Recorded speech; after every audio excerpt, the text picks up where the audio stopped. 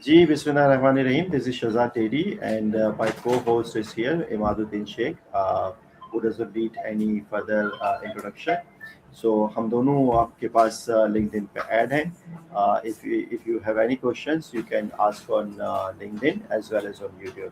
So our topic for today is about, are we headed towards global economic crisis? So again, the topic was suggested by Mr. Imad, and I think the name of the topic is very relevant, given that there are signs of global crisis as evident from the war in Middle East. So over to you, Imad. What would you like to talk about the topic, and how do you see this crisis, especially due to the war? And as we see some of the ways the country has threatened to block, and this might disturb the transportation of fuel. Over to you, Imad. So I think we should start this topic on a bit of macro level. So rather than starting just from what would happen in Middle East, maybe we should look at how the world has been behaving for the past like decade or two few decades. So the rule of law has almost eradicated in the world. The global crisis and global conflicts have increased, and so now people are suggesting that it's a time for a new global order. And also because of the growth in technology, growth in capacity to do more things by the government, there is a case that governments around the world want more control. And unlike previously, let's say the previous world order was set in 1945 after World War, and it was based on the systems and capacities of the governments at that time. Now we are living in a much more globalized world where control can be exerted across countries, across nations, across continents, and so this is a very big difference since things were first settled. Similarly, the power dynamics of the world have changed significantly since the World War II. We now have China, we now have Russia, we now have Middle East, we now have India, and and so all of these regions have a certain level of power that they can exert influence on the global decisions. Additionally, I think this monetary system that we have since probably 70s is now under pressure, at least to say the least. And so we were relying on petrodollar for the global system to work, and for that particular kind of system, we there had to be um, there had to be uh,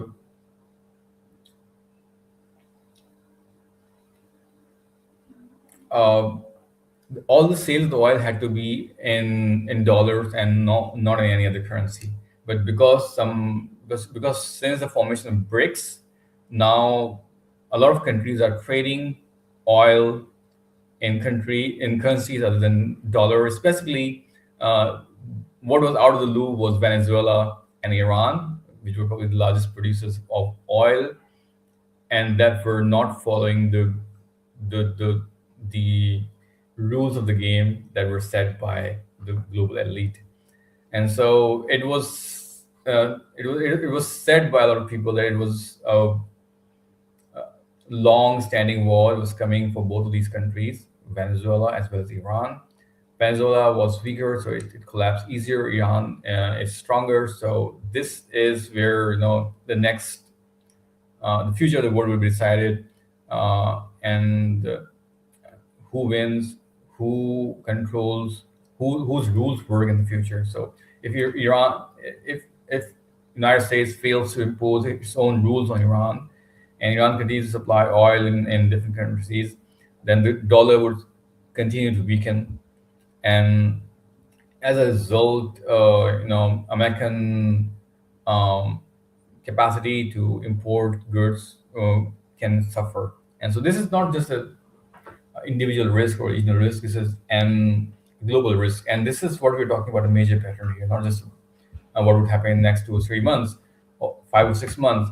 But on top of that, the the pattern that we have for the next uh, few months is also very, very, very critical, because Strait of Hormuz has been blocked, and that was from where 20% of the global oil supply was coming.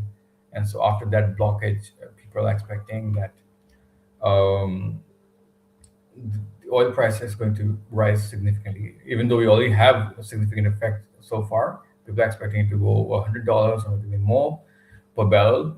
And so these are the changes that are significantly affecting the global economy. People are saying that Japan relies 75% on the oil supply from this region. So this is not small. This is not trivial. And so any if any particular economy collapses, it would have a trickle down effect on other economies. And so we are living in a globalized world, so no one is isolated. On top of that,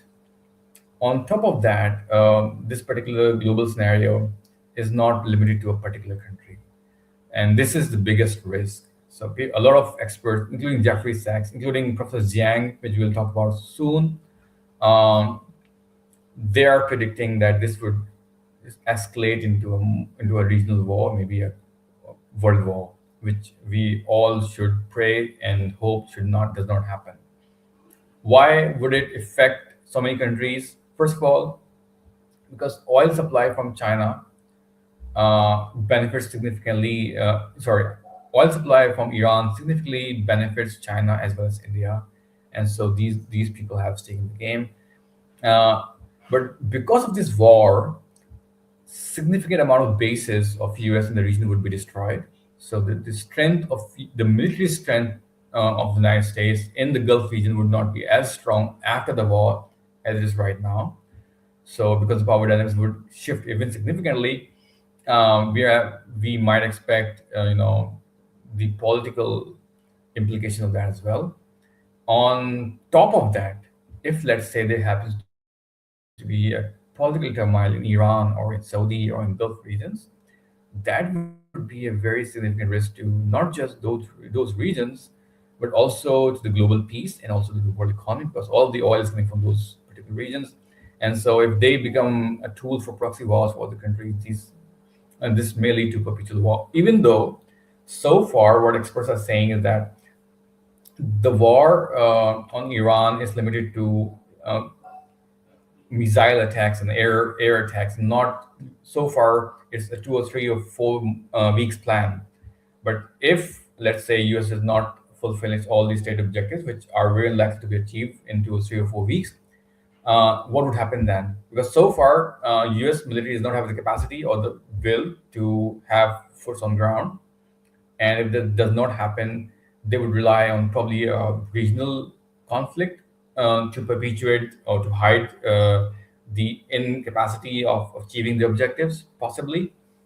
And on top of it, Israel has its own different objectives. So, U.S. objective might be defined as maintaining their own currency and maintaining their petrodollar, but Israel's objectives can be defined as maintaining hegemony in the region, and there's very, very fuzzy definition or fuzzy objective, because that hegemony can never be completely established. If Iran is threat today, tomorrow it might be Saudi for Israel's hegemony. And so if they want complete political power, they would continue to keep doing what they're doing. And so we cannot see an end to a conflict so easily, even though we can at least hope that the intensity of the war would fade a little bit in 3 or 4 weeks, I hope. What are your views on this, Mr. Shehzad?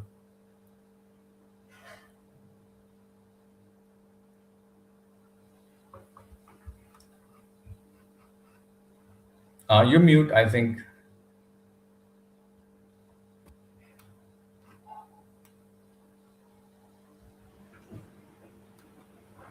I am unable to Shehzad? unmute myself. Yeah. Am I audible now? Yeah. Am I audible now? Yeah. Yeah. Yeah. So actually, I was thinking war more relevant or more disruptive than any other war, like the Ukraine war or the Afghan war, or previously we had Iraq war. Why is this discussion more relevant? Why are global experts on economics are telling us about the global economic crisis? How come suddenly this war become a global issue instead of a regional issue? So I thought that it might impact us as well as some of the countries in the Middle East maximum. And even if that war is prolonged, why was the war between India and Pakistan was not as such important for the global economy as this war is? How a war is suddenly has become so much important for the global context? We had so many wars in the past. We had already seen, or I think currently also witnessing about the Ukraine war, Israel Palestinian war continuously happening since so long. Afghan war, which ended in 2021, which started from 2001, right? So it's continued for around 20 years. Iraq war, it has been happening off and on basis. There have been attacks by America on Iraq. Why is this more important as far as Iran is concerned? How come Iran has become so much important? Is it just because of the Strait of Hormuz, or are there any other reasons? There are several aspects of why this war is particularly more important than any other wars that have been happening for the last 10 or 15 years. First of all, the quantum of the war itself, which means the strength of the Iranian nation. So Iran is a much stronger country than Iraq was or Afghanistan was, like not even near to the strength of those countries. And so, which means both sides would be significantly damaged. And so we are probably seeing the kind of missile exchange that we have not seen in any war so far. Um, so this is the quantum of strength, first of all. Secondly, Wa Islam, it's very nice to have you on the podcast. Um, so secondly, absolutely, absolutely. Uh, this particular region is very sensitive because a lot of a significant portion of global oil goes from here, and this is, probably um, the center of the world in terms of a lot of things, especially when we talk about energy, especially when we talk about the maintenance of U.S. hegemony in the world. So this is the central. Just look at how many US bases are there in the Gulf region, which means this is a place where US wants to have its bases. And so let's say the global power structure destabilizes, changes abruptly. This would have a trickle down effect on a lot of different countries. Certainly, India and Pakistan's interests are not very closely aligned with any other country, as they are currently aligned as the stakes in this war. So, if let's say the results or outcome of this war would significantly affect how China and India, what China, India, and Russia get, and what Israel and Europe and other Western countries get.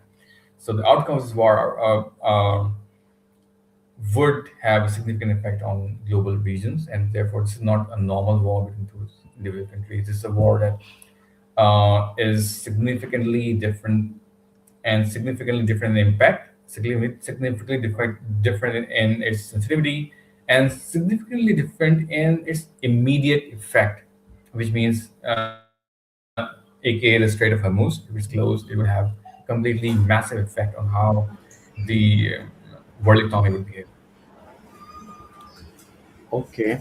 Uh, so, what would be the key concerns of any CXO, or CEO, CFO, or the board of directors in various countries, and especially those countries which might be heavily impacted, including Pakistan? What are your recommendations to the board of directors and CFOs as far as planning is concerned, as far as forecasting is concerned? What do you think? I think risks depend significantly on what kind of business you are in. So if you have significantly more commodity risk, your business would be impacted by that. If you are if you're digitized a company, you might not have as much risk. Where if let's say the regulations change in certain countries, then your business might be impacted significantly. And the risks, uh, again, when it comes to a lot of global variables, including currency exchange rates. You might have to hedge several different risks in order to maintain predictability. And if you have certain exports or imports to particular regions of the world which are being affected, you might lose a lot of sales. You might have significant risk as to your current supply chain, your current inventory, and what happens in the future. And if, for example, it all boils down into a large economic crisis for the world, then everyone is affected. Everyone would have to take a share of it. Uh, uh, to add to the discussion, I would like to. We have. Yeah, feel free to add any video or anything if you want to. Yeah, sure. I would like to share a video of a professor. This professor is right now being very famous around the globe because he has predicted a few very important occurrences that we are seeing right now. And he has a very famous YouTube channel called Predictive History. So he looks at the patterns of the history and he tries to he has his own framework of thinking. He creates his own series. And based on his series, he tries to predict what would happen. So just let me tell you, he predicted the Venezuela war before it happened. He predicted the Iran war before it happened, and he also predicted that US might be significantly disadvantaged in this war. So let me just look at the video and let's react to what they say. Sure.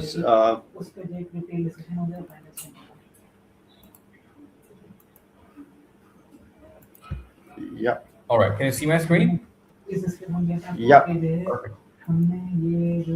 Last semester, I'm making three big predictions, right? First is that Trump will win in November. Second is that United States will go to war against Iran.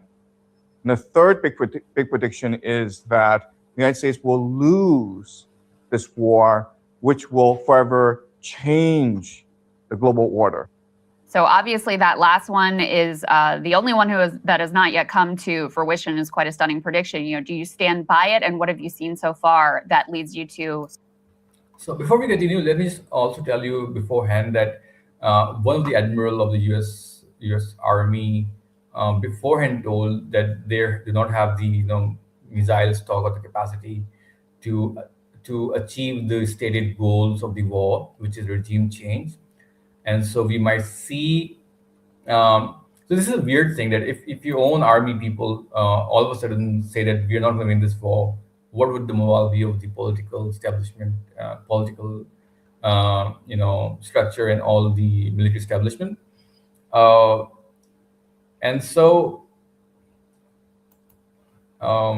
yeah, so this is a very significant thing that if your own army ditches you and asks you to not go to the war, then how can you properly win the war or expect it to win the war? By the way, I heard that President Donald Trump had fired that particular admiral who did that press conference and made that statement. So we can also see, which means that this is internal tug of war between what the U.S. Army wants and what global interests or global power elites want. So, which is a very strange thing to say. And a very famous professor, Jeffrey Sachs, who predicted the war one day before the war, he said tomorrow there's going to be a war. He's a very famous professor. He said that U.S. public does not want the war, U.S. Army does not want the war, U.S. Trump voters do not want the war, but Netanyahu wants the war, and therefore there would be war. And so this is a prediction by Professor Jeffrey Sachs one day before the war. And according to him, it's a long-standing Mossad and CIA project, and where they were planning for a long time. And so this might, if you talk in probabilities from what we are seeing and what experts are suggesting, US will have a significant disadvantage in the region. For Israel, it's two-way. It could be both. It could be really good thing. The outcome could be really good for Israel, or it could be really bad. It's not, I think, neutral for Israel. But for US, it's very likely that they would be significantly disadvantaged in the Gulf region. Let's continue watching this video and see what Professor have to say further. Sort of stand firm in that conclusion. So, given my analysis of how the war is progressing, I think that Iran has many more advantages over the United States. The reality is that right now, it's a war of attrition between the United States and Iran. And the Iranians have been preparing 20 years for this conflict. In their eschatology, in their religion, this is a war against the great Satan. They've had many practice runs.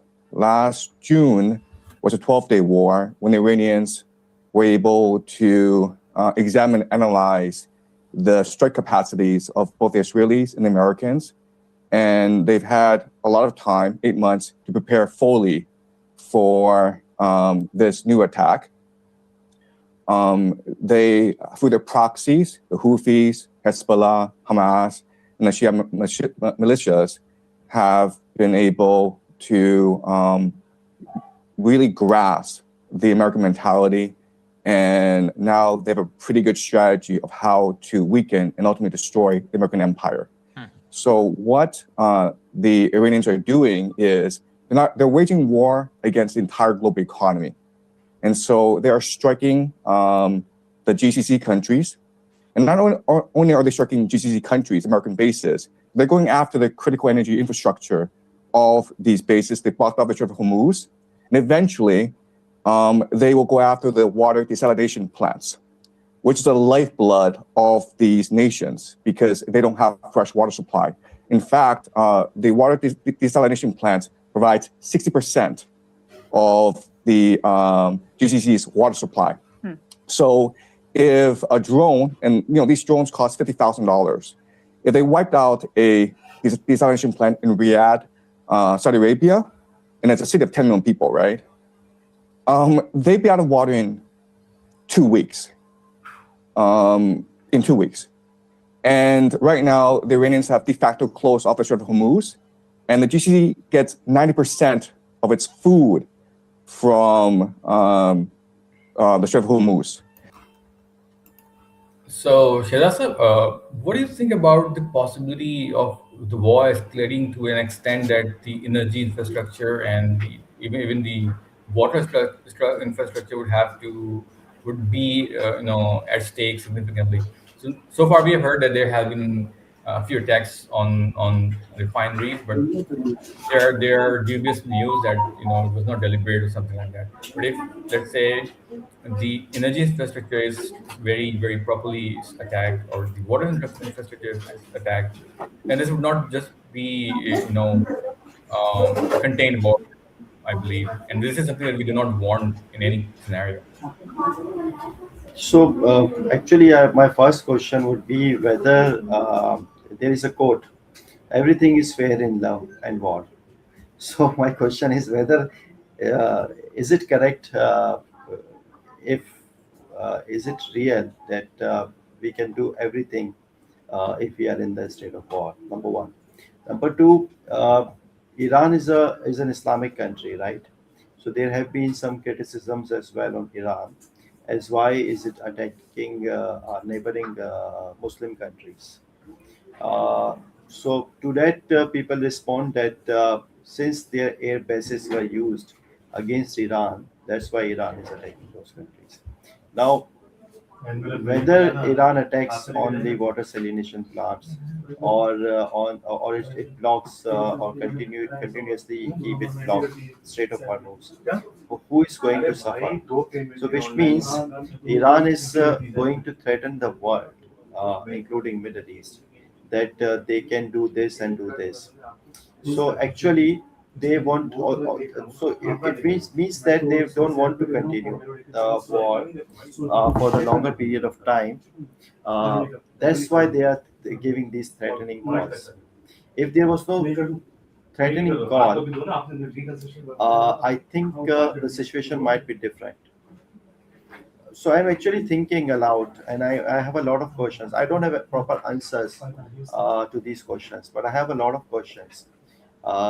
And I'm still thinking why this war broke out. What was the reason?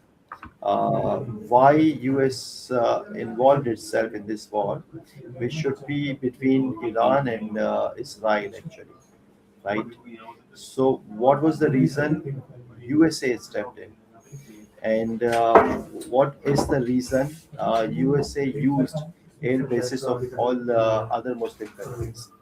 So this could be a scenario where the war is not between Iran and Israel, but it is actually a war between a certain region, or as some of us call it, between Muslims and Israel, as supported by Jewish and Christian lobby.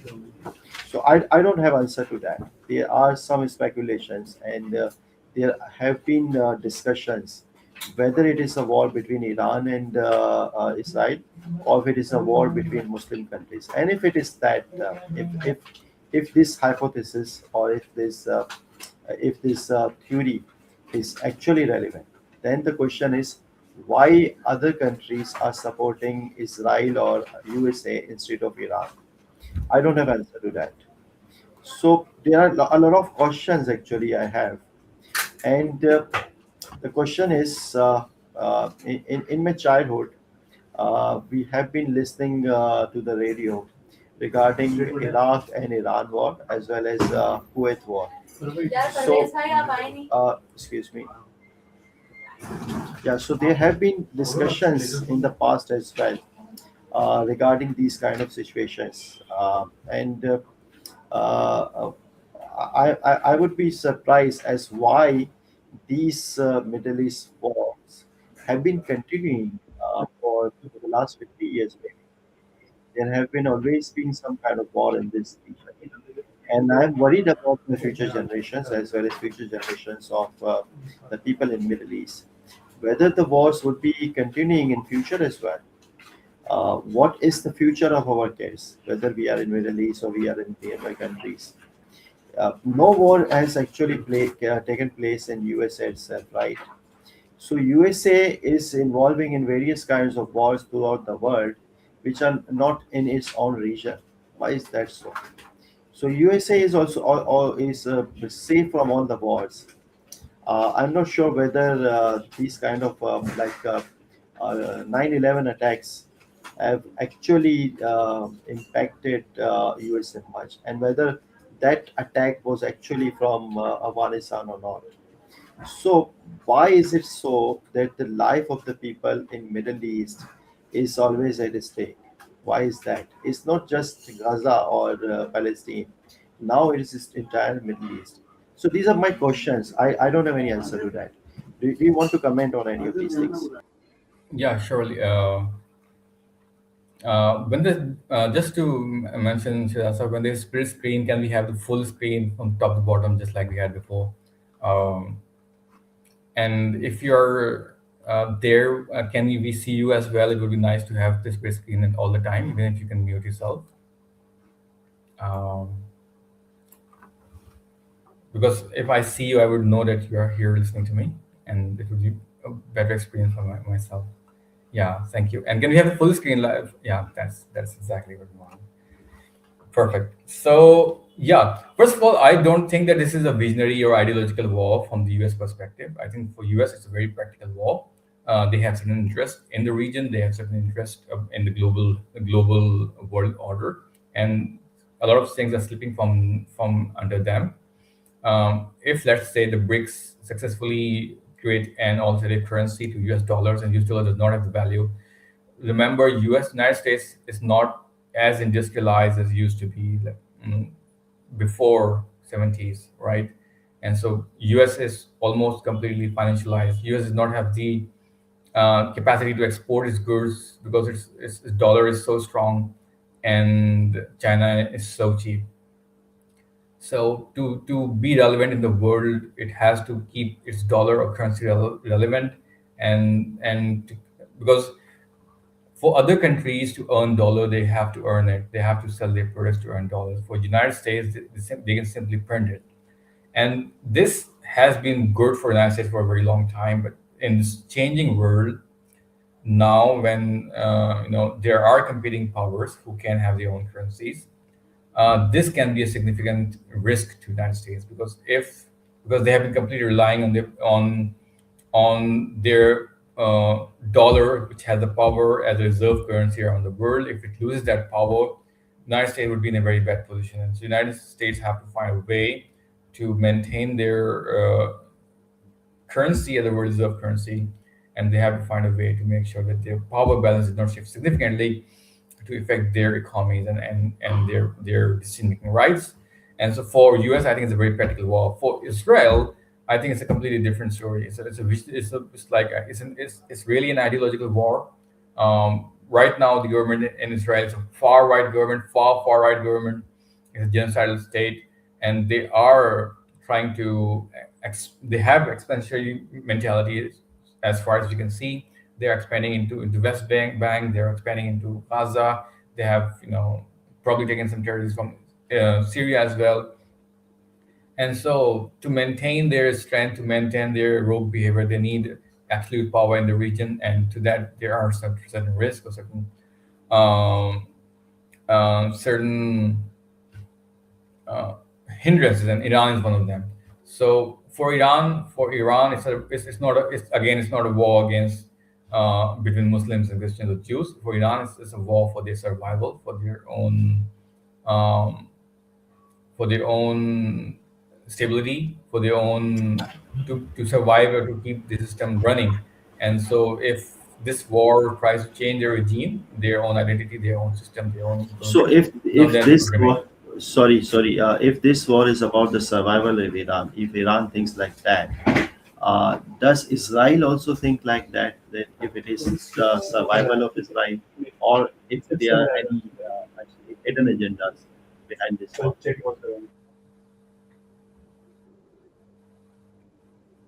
I don't think they have any hidden agendas. They have very openly stated agendas. So if you listen to, so basically, their claim is that this land is theirs because it was promised in the Bible, in the Old Testament, but the region that was promised in the Old Testament was not the current Israel. It was much bigger than that. It was from probably Euphrates River to probably Nile, and so it's a very large region, and it includes a lot of Middle East. And so recently there was a scandal from, I think, US administrator in Israel. So if you know Tucker Carlson, he is very aggressive in interviewing pro-Israel politicians in the United States. And so he interviewed him and asked him that you are talking about their right to the land because it's in the Old Testament. So, but in Old Testament, he argued, he attacked that argument in two ways. First of all, he said that most of the people who are current Jews are not ethnic Jews. 80% of them are probably Europeans, right? So, and therefore, genetic testing is illegal in Israel. That was one of his argument. I'm not entirely sure about what the population demographics or ethnic distribution of the current Israeli population is, but his argument was that the Muslim population is more ethnically Jew than the Jew population, and the Jew population is more ethnically very relevant. Yeah. So the Yes, right, so and he specifically ethnically, mentioned Benjamin. And he specifically mentioned Benjamin Netanyahu, and he said that Netanyahu is not his real name; it's a made-up name. His father's name was something else, and so he's not even Semite, probably according to Tucker Carlson. And then the second thing he said that if you are saying that this based on this ethnic background, if they have the right to the land, and the land what you're talking about is much bigger than what they currently have. So would you be okay if they had all the land? And so the U.S. officials said it would be fine if they had it all, and this triggered reaction from a lot of governments in the world, including Saudi. I couldn't be able to understand that. मतलब मैं अगर कोई बेवकूफ़ी होगा जो मैं ऐसी prophecies पे जाऊंगा, मैं सोचूंगा कि ये ऐसा लिखा हुआ है. दूसरा ये कि मैं अगर एक नस्ल से हूँ, से मैं एक जीव हूँ, एक यहूदी हूँ, और मैं समझता हूँ या मेरे पास ऐसा कोई प्रूफ है कि जो मेरे एंसेस्टर्स थे वो से मोसेस से हैं, या वो जो है ना वो बनी इजराइल से हैं, which is actually offspring of Jacob, right? यही है ना कॉन्सेप्ट, तो कि याकूब की जो औलाद है वो इजराइली कौन है? इजराइली वही है ना जो याकूब की औलाद से है. मुस्लिम बिलीफ तो यही है, ज्यू बिलीफ भी नियर टू दैट वही होगा. तो उसमें से बहुत सारे लोग तो अब वो रहे ही नहीं, उसमें से बहुत सारे लोग तो क्रिश्चियन हो गए ना।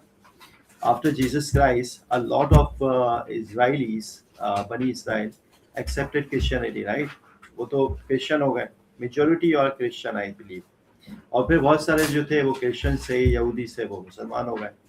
तो वो जो अगर मैं उसमें बात करूं कि एथनिसिटी क्या है, तो एथनिसिटी तो वो तो चंद लोग ही रह गए ना जो कि एक्चुअली ज्यूस हैं। तो क्या सिर्फ ज्यूस हैं वही एथनिसिटी है? जो प्रॉमिस लैंड था वो किसके लिए था? प्रॉमिस लैंड तो वो है ना जो कुरान में भी आता है उसके हवाले से। तो वो तो मूसा अलैहिस्सलाम को कहा ना कि इस फलस्तीन में दाखिल हो जाओ। तो एक्चुअली तो वही था ना लैंड। तो मूसा के जो फॉलोअर्स थे जिनके लिए वो प्रॉमिस लैंड था, राइट? तो वो जो मूसा के फॉलोअर थे वो आज See, कौन है? हु इज बनी इसराइल टुडे?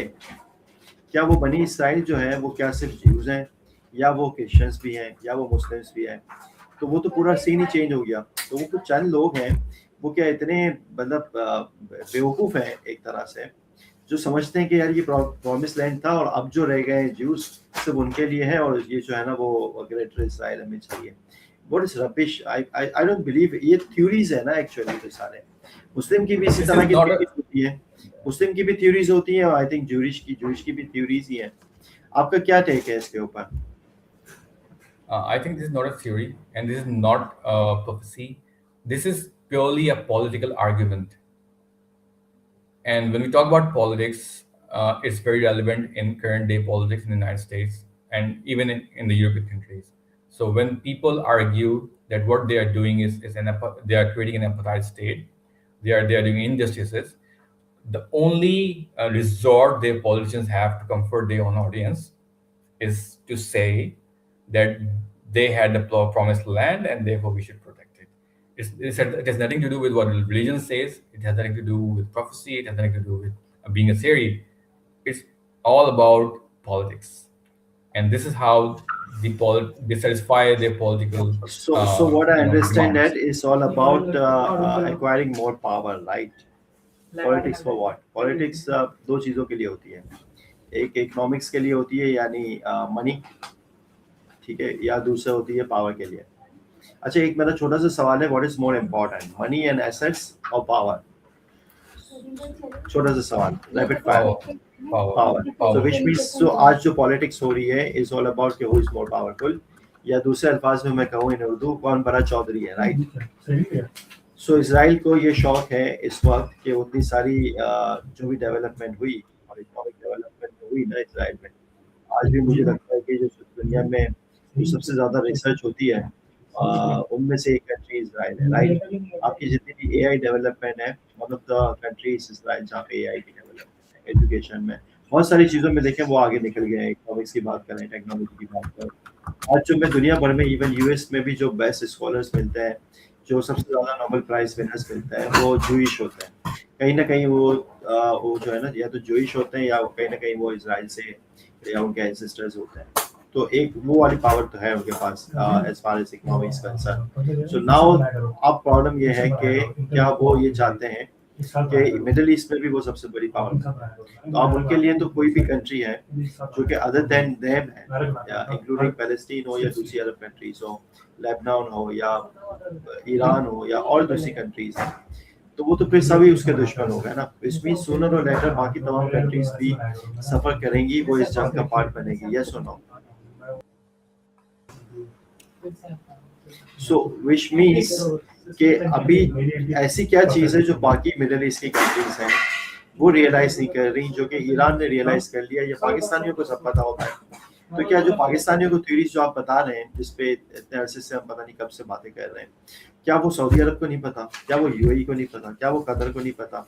उनको नहीं पता कि उनका असल दुश्मन कौन है, या उनको नहीं पता कि असल मसला पावर का क्या चल रहा है?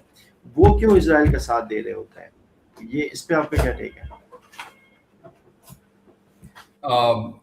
I think this is very clear in a lot of circles in across the world. And if you have listened to a recent interview by an ex-Saudi Shura member, he was very vocal against what Israel is doing in the region. And according to him, a lot of things that happen in Sudan, in Yemen, and a lot of in Libya, were being executed by Israel via UAE. So that was his take on what's going on right now in their region, and a lot of Gulf regions which are burning right now, which have a lot of like Libya had a government. According to that particular person which I'm talking about, he was the extra member from Saudi. He said there was a after Qaddafi there was a proper government, UN recognized government in Libya, but some countries conspired and funded some very wrong people in that particular country and empowered them, gave them weaponry, and even sent their own planes to attack on the UN recognized government to topple the government uh, and ruin the system. And similar things are happening in Sudan. A very wrong person is being funded. He's getting a lot of terrorism, a lot of massacre in Sudan, and they are being supported by certain countries. And this is what not my take. This is what that particular council member was saying. If you want, should I just try to share that video as well? It would be really Sure. interesting for this particular podcast. Is it the same? Is it the same which is on stage right now, or is it some other video? No, I'm talking about a Saudi leader talking about all these Okay, matters. so can you change here on the same link instead of resharing? I'll have to reshare because I have to search it first Okay.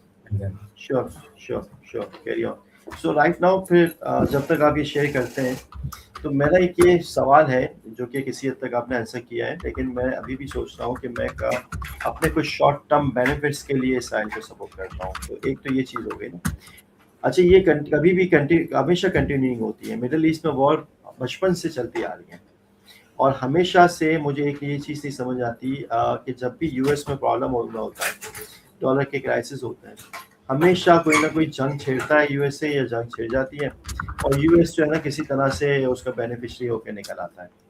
जब भी कभी भी हमें लगता है ना कि अब यूएस के कंडीशंस बुरे हैं, अभी भी कुछ इस तरह की चीज़ें चल रही थी, हमें नज़र आ रहा था कि China is emerging as a super power. तो ऐसा क्यों है हमेशा से कि जब भी कोई ऐसी सिचुएशन आती है यूएस कहीं ना कहीं वॉर स्टार्ट करता है and then US reestablishes itself as a super power. सो ये बड़ी इंटरेस्टिंग चीज़ है मेरे लिए। ये मैं पिछले कोई 50 सालों से मुझे ऐसा नजर आ रहा है, हमेशा कोई ना कोई ऐसी चीज़ें होती हैं यूएस किसी वॉर में चला जा रहा है और यही क्या वजह है यूएस में के वॉर में आने की। लेकिन अगर मैं दूसरी तरफ यूएस के अपने पब्लिक के देखूँ, उनके अपने सेनेट्स और वहाँ पे देखूँ, तो वहाँ के जो अपने उनके जो पार्लियामेंटेरियंस हैं या सेनेट्स हैं या उनकी पब्लिक है, वो खुद क्रिटिसाइज कर रही होती है इन सारे स्टेप्स को प्रेसिडेंट को। तो ऐसा क्या है कि वो प्रेसिडेंट ऐसे डिसीजंस खुद ले रहा होता है जबकि उसकी जो आवाम है वो उसके साथ नहीं खड़ी होती है।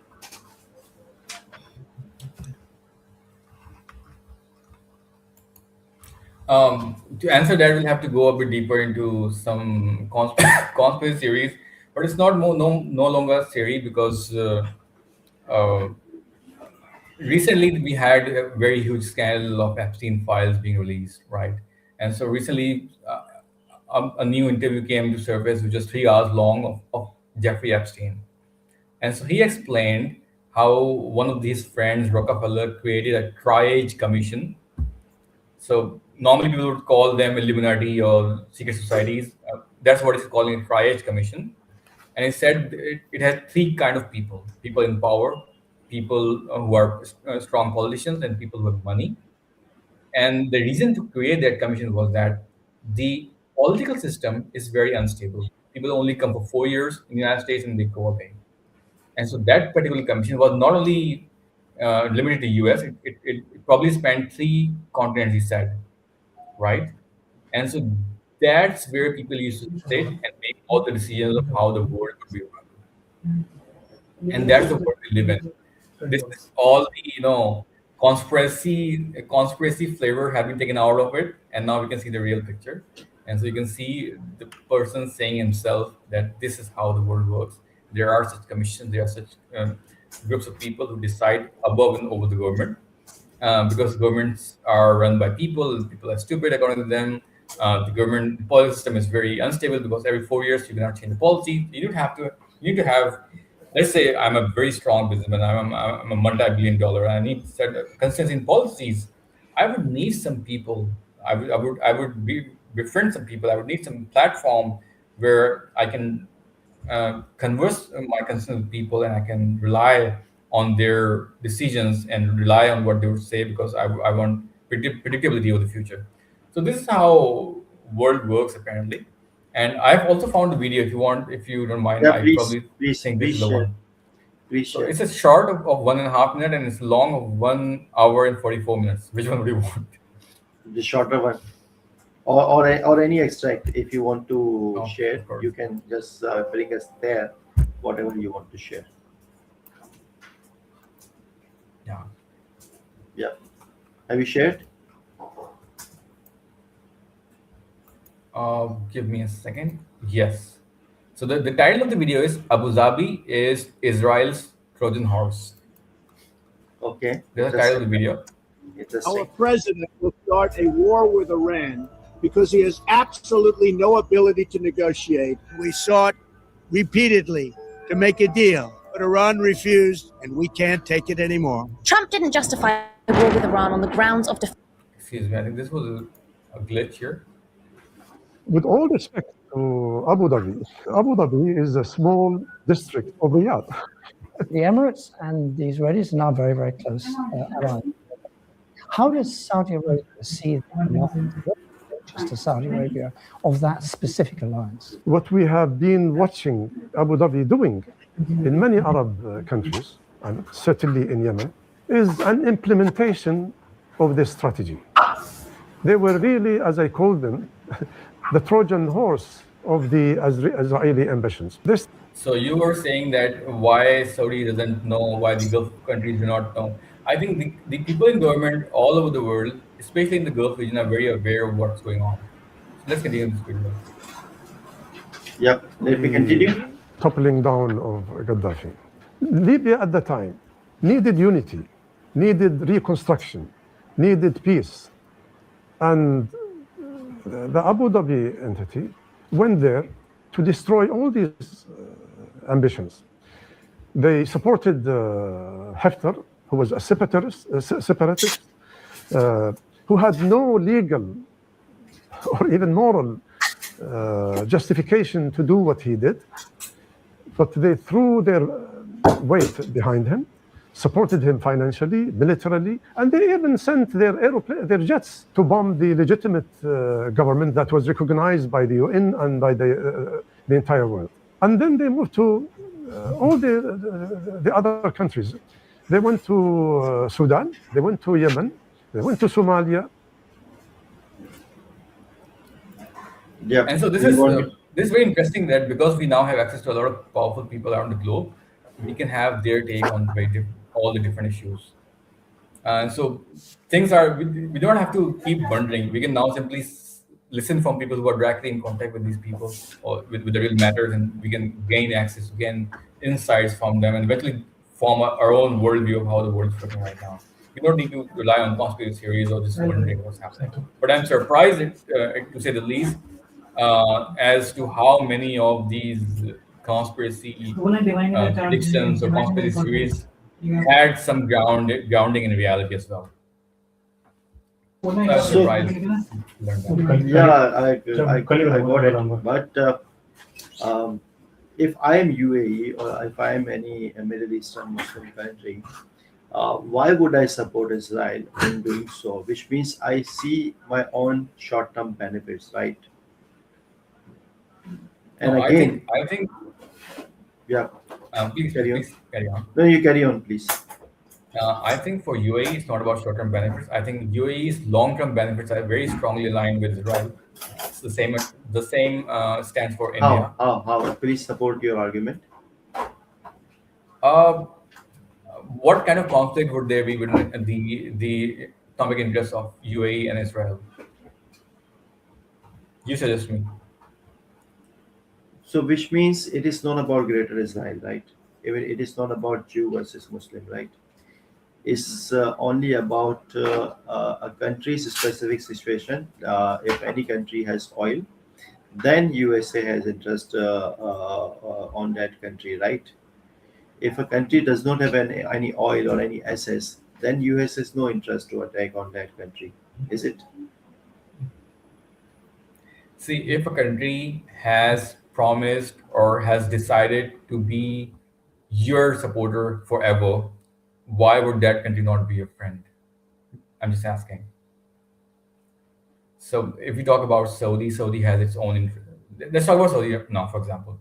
Saudi has a very strong population, a very strong culture, and a lot of things that Israel does, they create pressure on Saudi governments because of their own population. So therefore, the strategic interests of Israel and Saudi are very difficult to align. Make sense? But for UAE, the situation is completely different. They have a very small population. They have shaped their country, they have changed their culture to a point where they can choose any policy they want. And I think it has been their policy for a very long time to be more loyal to US than US themselves. And now they are doing the same with Israel. And so I don't think they have anything to lose in this particular strategic framework. Okay, so let me move on. Rather than jumping here and there, there are a lot of theories, conspiracy theories, discussions, and things like that. So I don't want to go deeper into those things. My question would be, uh, how a CXO should be prepared uh, in a situation like this, current situation as well as in future if any other war breaks out, if there further participation in this war from few other countries, then how you see a CXO or CFO should be prepared in that kind of situation. So is it just only, for example, if it is the rate of oil is around it was around $80 per barrel, right? Now it is gone up. So there are predictions that it may go up around $100 or maybe more or maybe $150. So how should we prepare? Whether we are in Pakistan or whether we are in Middle East or India or China or some other countries, how is it going to affect me as a CFO? What's your take on that? We've already talked about the immediate effects of it. For example, CFOs or CEOs might have to worry about their production planning. They might have to worry about their supply chain, which might Yeah. break out in certain regions. They might have to worry about commodity price risk, and they might have to worry about hedging their risk. And if they are really exposed to the oil, then they really have to better plan how they would work with the pricing, with the hedging, and what the industry is doing right now. So if the industry is hedging their risk for oil prices, they would have to do the same as well. So this is something on immediate basis, but on long-term basis, they might have to look at what the strategic direction of their company might be. For example, they are planning an expansion, should really expand right now in the next year, 2 or 3. If we're expecting a very huge demand, are they now seeing a global downturn, economic downturn, and should they really revise their estimates or budgets for that? So this is something that's on a broader level or on a longer term horizon. So in any kind of this situation, even during COVID, we observed that there were certain gainers and there were certain losers, right? So who do you think, or which companies do you think could be gainers in this situation, and who do you think might be the losers in this situation? It's very hard to say. I think initially a lot of derivatives would be sold. A lot of financial companies would benefit from it. Um, those people, like, honestly, I do not have a good idea of the dynamics of the oil market, how it Okay, works. let's discuss. They vary. Let's discuss now. We don't have any certain answer, but for example, my answer would be that anyone who is more into technology or into artificial intelligence would be a gainer, right? It also happened during COVID, post-COVID. All those who are dependent on oil might suffer, right? Any kind of business which is dependent on oil, any kind of business which is more dependent on supply chain, right? The business which involves export might be affected, imports might be affected, right? Your country's import bill on oil might go up, which may also distort the food prices as well as transportation prices. But who would be the gainer? A technology company might be a gainer, right? An online system might be a gainer. So there could be situations like your education also goes online for certain time, like we also witnessed in COVID. So all the platforms involved in education on online platform are the gainers, right? So there could be situations like we can segregate who could be the potential winners and who could be the potential losers. Likewise, if we can do this analysis, we can do an stock exchange analysis as well. Which stocks might go up and which stocks might go up, and we can build this in our long-term strategy. So my question is, it many of these things happen in the past, right? And we can also predict certain wars in the future as well. Why is it this so that some of the companies or some of the owners or maybe the governments have not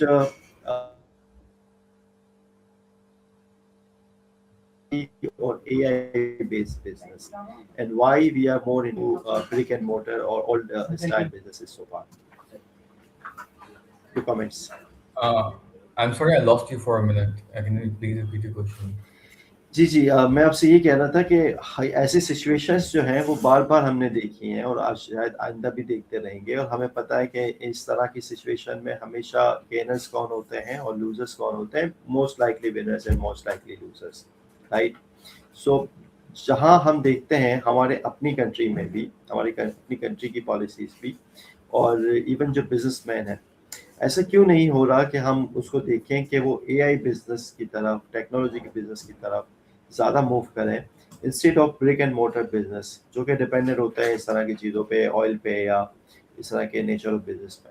Why is it so? And I see that even जो आपके oil exporters हैं, major oil exporters, खासतौर पे आपके region में, उनकी जितनी export है वो बेशक ह्यूज होंगी. फॉर एग्जांपल मैंने लास्ट ईयर के अंदर देखा था, सऊदी एक्सपोर्ट्स ऑयल की थी अराउंड $150 बिलियन, और उससे ज़्यादा एक्सपोर्ट जो है वो हमारी नेबर कंट्री की थी, आईटी एक्सपोर्ट से. सो जो आपका ऑयल था, ऑयल से ज़्यादा बेहतर तो आपका आईटी एक्सपोर्ट हो गया ना आज की दुनिया में. तो क्या हम नहीं सीख पा रहे अपने नेबर कंट्रीज से? हमारे बिजनेसमैन वो क्यों नहीं आ रहे आईटी बिजनेस में, एआई बिजनेस में, जबकि आपको पता है कि ये सारे ऑयल और ये जो दूसरे बिजनेसेस हैं are more riskier than the technology business. हालांकि एक वक्त था जब टेक्नोलॉजी बिजनेस को एक रिस्की बिजनेस समझा जाता था. .com कल्चर जो था ना, एक बबल, तो लोग .com को अवॉइड करते थे ना.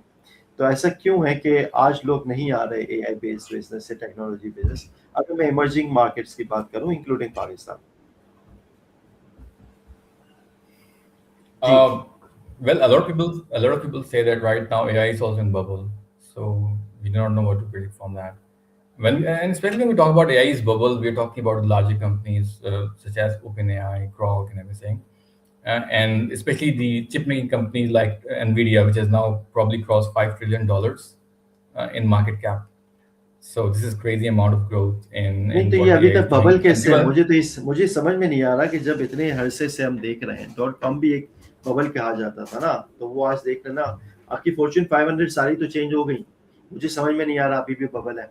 पिछले कोई लास्ट 25 ईयर्स में, और जो 80s और 90s से जो पढ़े लिखे लोग हैं, आप देखें ना, फॉर्च्यून 500 तो चेंज हो गई. जो हमने किताबों में भी पढ़ा मैनेजमेंट की, वो जनरल इलेक्ट्रिक और कोडेक और पता नहीं क्या चीजें हमें पढ़ाते थे, वो सारी कंपनीज ही चेंज हो गई ना. अब तो आपकी टॉप कंपनीज ही डिफरेंट है. तो वो भी उस वक्त हम सुनते थे .com है, आज भी हम सुन रहे हैं एआई बबल है. तो भाई क्या हमें नजर नहीं आ रही चीजें? हमें नजर नहीं आ रहा कि दुनिया शिफ्ट हो गई है. हम अभी तक वही, एक तो मुझे ये नहीं समझ में आती, हम हमेशा ना वॉर भी होती है तो कंस्पिरेसी थ्योरी में होते हैं, हमें वो war between Iran and Israel नजर नहीं आती है, एफेक्ट्स नजर नहीं आते. हम उसमें ना पीछे से जा रहे होते हैं कि बाइबल में ऐसा लिखा हुआ है तो फला है, तो वो एक हाइपोथेसिस पूरा एक वो क्रिएट होता है, और पूरी एक कंस्पिरेसी अगेन. इसी तरह जो अभी वॉर हुई है, तो इसके ऊपर भी हम कह रहे हैं चूंकि एप्स्टीन फाइल थी, और this might be right, I don't know, but चूंकि एप्स्टीन फाइल थी उसमें सीक्रेट्स आ गए थे, और बिल गेट्स और बिल क्लिंटन और ये लोग एक्सपोज हो गए थे, लेकिन ट्रम्प साहब की अभी तक कोई वीडियो नहीं आई थी. तो ट्रम्प साहब चूंकि उनकी अपनी कोई नंगी वीडियो ना आ जाए, तो इसलिए उन्होंने ईरान पे अटैक कर दिया ताकि वो अवॉइड कर लें किसी ऐसे स्कैंडल को, राइट? तो ये भी तो बातें हो रही है ना, ये आपका मेन स्ट्रीम मीडिया भी यही चला रहा है. सो बहरहाल मेरा क्वेश्चन अभी ये नहीं है आपसे कि कॉन्स्पिरेसी थ्योरीज के हवाले से, मेरा क्वेश्चन ये है कि हम क्यों शिफ्ट नहीं हो रहे उन बिजनेसेस के ऊपर रादर देन के उन बिजनेसेस पे कि जो कि ज़्यादा रिस्की हैं, जो कि वॉर्स की वजह से अफेक्ट होते हैं। और ये तो बार बार है, आइंदा फ्यूचर में भी वॉर होती रहेंगी। अगर आप मुझसे पूछें तो मैं तो बचपन से देखता आ रहा हूँ, मैं तो पैदा ही उस ज़माने में हुआ हूँ जब वॉर्स ये चल रही थी, आपके अफगान वॉर चल रही थी, रशिया वॉर चल रही थी, फिर वो इराक की वॉर हो गई, फिर कुवैत की वॉर हो गई। वॉर्स तो हम बचपन से देख, war is not a new thing for us, right? India Pakistan का भी चलता ही रहता है ना, 1965, 1971, फिर वो कारगिल वॉर, और अभी ये रिसेंट जो चीज़ें हुई हैं, अभी आपके मई में हुई थी लास्ट ईयर। तो हम तो हमेशा से वही देखते आ रहे हैं। तो हम क्यों अपने आप को प्रिपेयर नहीं करते? वो तो देखें, एक तो शॉर्ट टर्म रिस्क है ना कि मैं अपनी फाइनेंशियल स्ट्रेटजी में या अपनी प्राइसिंग स्ट्रेटजी में या मैं अपने सप्लाई चेन की स्ट्रेटजी में बिल्ड करूँ। वो कितने के लिए, महीने के लिए होगी, कुछ चंद शॉर्ट टर्म ही होगा ना, 1-2 साल के लिए होगी strategy. How about the long term? I switch from the brick and mortar and old ways of doing business to new ways of doing business. ये सवाल है मेरा। Let me first comment on the conspiracy theory, and then I'll come to the AI bubble, Sure, and then we'll sure, talk sure. about the future, right? So I think conspiracy theories have a role to play, and there should be a healthy amount of conspiracy theories, right? And if you were talking, and if you go even deeper about it, let me tell you that the word conspiracy theory was coined by a CIA official to discourage or discredit any possibility of contemplation that is against their own narrative. So when we question the narrative, but again, there should be a balance. We should not comply with the stated objectives or stated narrative what the governments are telling us. On the other extreme, we should also not be suspecting everything without any evidence, or should not assume anything without evidence, right? So we should have a middle path. There should be a healthy amount of conspiracy theories. So when we talk about when you say Trump's pressure or Trump's, there could be blackmailing tactic on Trump. So if you look at my thesis, I said it's a practical case for United States, for the United States economy, for the United States monetary system. It's an important thing for the United States global hegemony. To maintain that is important. On top of it, I would not disregard the conspiracy theory itself as well, because if I want to pressurize someone, I might as well use blackmail tactics on him as well. And people also talk about, people like Tigger Carlson talk about the fact that the President Trump's son-in-law is also very closely aligned with Prime Minister Netanyahu. So we do not know what kind of psychological and influences these leaders might have on each other. So I'm not ruling out anything, but I'm saying that there should be a healthy amount of conspiracy. Coming to AI bubble, let's first clarify what the bubble is. AI bubble is any bubble is basically when the companies get a valuation more than their earning capacity, right? This is nothing vague. It's very clear. And so when there was a .com AI bubble, a lot of companies used to have several million, several billion dollar AI valuations, even though their earning capacity was very bad. And when that bubble burst, a lot of those companies went out of business, and only those who really had a very strong business case, very strong product, they survived and they became very big companies, probably the largest companies, right? Similarly, we are going through a period right now where the AI, even the top-notch AI LLMs such as OpenAI are in heavy losses, even though their valuations are exorbitant. And the reason is because so far they have not reached a point where they can significantly substitute humans.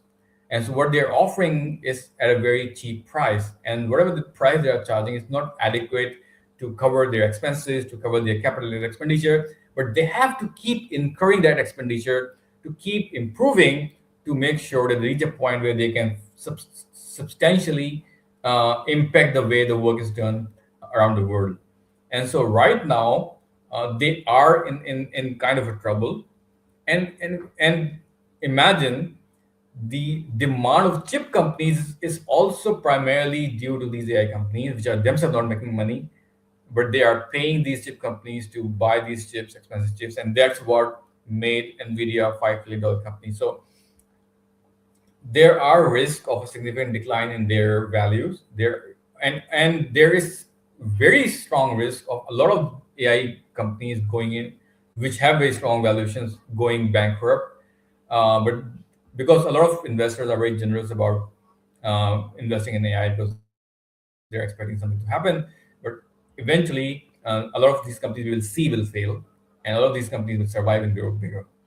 And with the pace with which AI is improving right now, it seems almost inevitable as of now that they will replace work, they will gain an advantage over humans, and they will earn money in the future. But right now, there is an expectation or a bubble, and so this is the state we are in right now. Coming back to your initial question of what industry uh, would benefit from this war. So AI and technology companies would probably be immune from the effects of war, but not to a great extent, because a lot of services or a lot of companies themselves might be financially stressed and they might not want to try new automation or new technique. But if, let's say, there's this disruptive AI company or disruptive technology company that changes the way work is done and significantly reduces their hours or significantly reduces their expenses, then they will be more relevant in a time of financial distress. Um, yes, you comment on this. Yeah, I understood your point, and I discuss these kind of things with a lot of people, including business owners, including CXOs. So actually, we always talk about conspiracies. I don't mind talking about conspiracies, but talking about conspiracies throughout the day in our daily lives and just conspiracy theories is a red flag for me. Like, likewise, I know about dot-com bubble, and I know there could be AI bubble as well. But just focusing on that or thinking that everything is bubble is not right. So my question stays, and let me enhance my question as well. कि हम जो है ना वो हमेशा conspiracy theories में रहते हैं और उससे निकल नहीं पाते हैं। हर चीज हमारे लिए कंस्पिरेसी होती है, हर चीज हर बात में कंस्पिरेसी होती है। आप किसी दुकान वाले से भी बात करें वो भी कंस्पिरेसी की बात करेगा, समझ रहे हैं? कि ठेले वाला होगा वो भी कंस्पिरेसी, कोई बैंकर होगा वो भी कंस्पिरेसी। तो ऐसा लगता है हर चीज जो है ना the world is conspiring about everything. Likewise जो आपका एआई वाली चीजें हैं वो भी लोगों को लगता है कि ये सब जो है ना झूठ है, फ्रॉड है, एआई कुछ नहीं होता। जैसे लगता था डॉट कॉम कुछ नहीं है, कुछ नहीं है, कुछ नहीं होने वाला, कोई चेंज। मैंने आपको बताया फॉर्च्यून 500 चेंज हो गई, इससे बड़ी क्या मिसाल मैं आपको दूंगा। और ये ऐसा है कि क्या सारी चीजें बबल था, क्या डॉट कॉम सारा बबल था? नहीं ना, कुछ चीजें बबल थी ना। ठीक है, उसमें बबल वाला एक्सपेक्ट भी था, एआई में भी इसी तरह से है। तो क्या हमें नजर नहीं आ रहा दुनिया चेंज? क्या मतलब ऐसा होता है दुनिया चेंज हो जाती है हमें बाद में पता चलता है? हमारे सामने चेंज हो रही होती है ना दुनिया। हम किसी हद तक उसको प्रेडिक्ट भी कर सकते हैं कि आगे दुनिया किस तरफ जा रही है, राइट? मेरा सवाल अब भी वही है, क्यों हम नहीं जाते जदीद वेज ऑफ डूइंग बिजनेस पे, इनोवेटिव बिजनेस पे, टेक्नोलॉजी पे, एआई पे? क्यों हम पुराने वाले स्टाइल को हम बहुत ज्यादा फोकस करते हैं? सवाल अब भी वही है, ऐसा क्या है? हम क्यों सिर्फ हमेशा नेगेटिव सोचते हैं? क्यों सिर्फ हमेशा हम कंस्पिरेसी की बात करते हैं? यही सवाल है। मैं एक्चुअली ये मेरे जहन में सवालात हैं जो मैं सामने रख रहा हूँ। Actually I have to find answers to these as well ना। असल मसला तो यही है ना। देखिए, मैं आपको शुरू से कहा कि मेरे पास आंसर्स नहीं होंगे, बट मेरे पास बहुत सारे सवालात हैं। ये सवालात क्या जरूरी हैं? आपको लगता है कि ये सवालात बोर्ड लेवल पे होने चाहिए, ये सवालात सीईओ को करने चाहिए, ये सवालात कंट्री में जो फाइनेंस मिनिस्टर है उसको करने चाहिए, प्राइम मिनिस्टर को करने चाहिए? आर दीज क्वेश्चंस रेलेवेंट, या मैं कोई अहमक आदमी हूँ जो इस तरह के सवालात कर रहा हूँ? I think you have raised a very important question, and one of the very strong psychological forces behind embracing conspiracy theories is basically blame shifting. Nobody wants blame on themselves. Nobody wants that we are failure, we are not doing what we are supposed to do, we are not progressing the way we are supposed to progress, and therefore we find a way to shift the blame. And therefore, you, in a certain kind of people, you find a tendency to cite everything or associate everything with conspiracy theories. So this is happening because they are doing this, they are doing this. Okay, they are doing something, whatever. But how you are defending yourself, how you're progressing, how you're reacting to those things. What are your strategies? What are your moves? What are your procedures?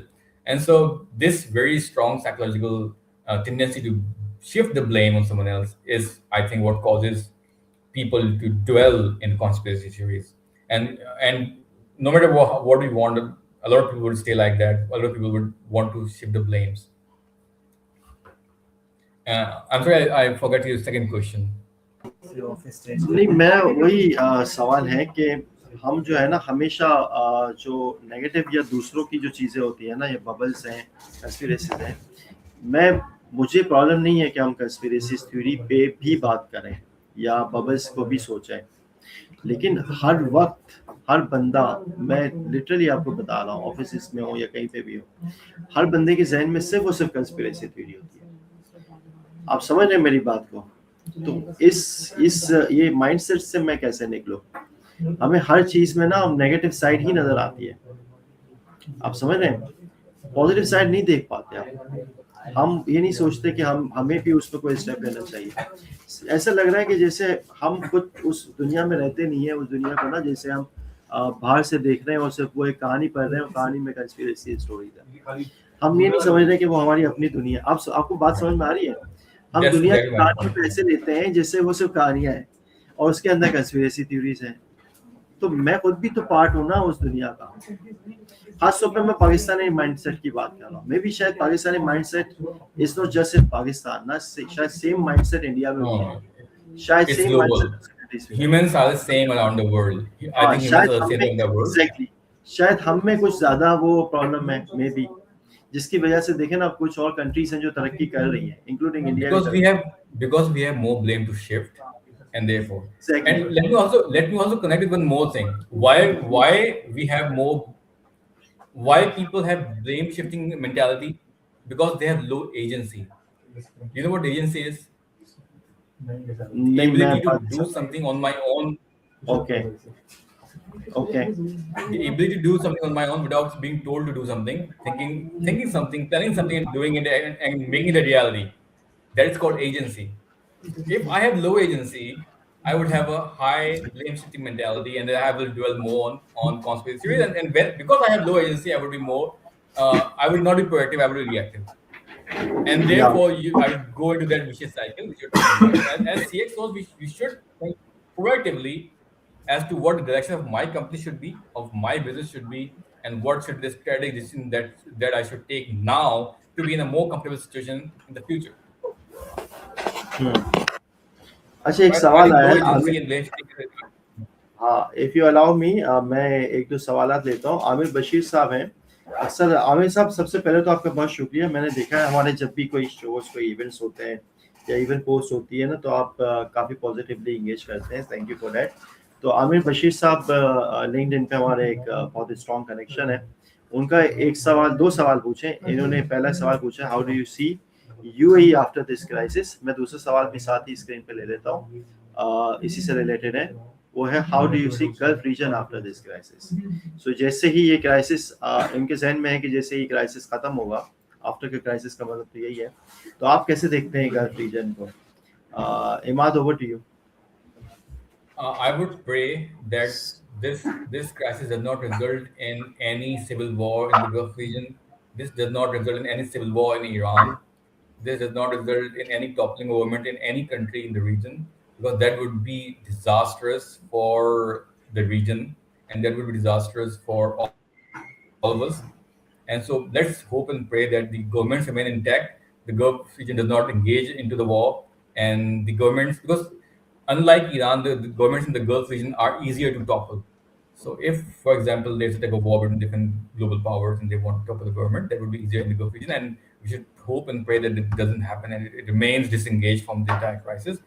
But if the crisis prolongs beyond 2 or 3 months, I think the players would lose a strength and they would somehow engage in this conflict, and this might be risky for the entire region. So if, let's say, they do not engage in the conflict at all, they would be winners. They would survive this conflict without losing much. But if they small engage, then they would open themselves to a lot of risk, a lot of possible interactions, a lot of possible forces that might ruin their country. मैं अपना perspective दे देता हूँ थोड़ा सा।